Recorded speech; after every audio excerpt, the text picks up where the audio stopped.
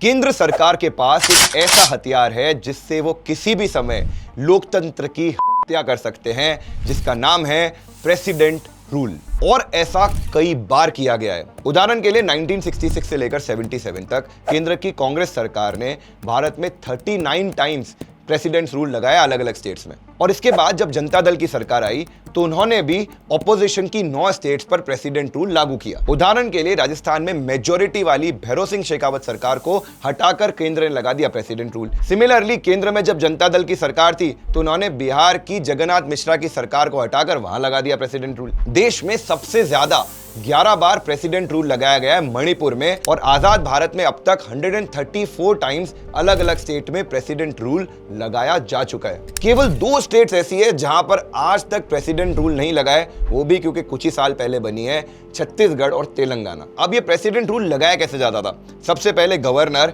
एक चिट्ठी लिख के भेजता था प्रेसिडेंट को।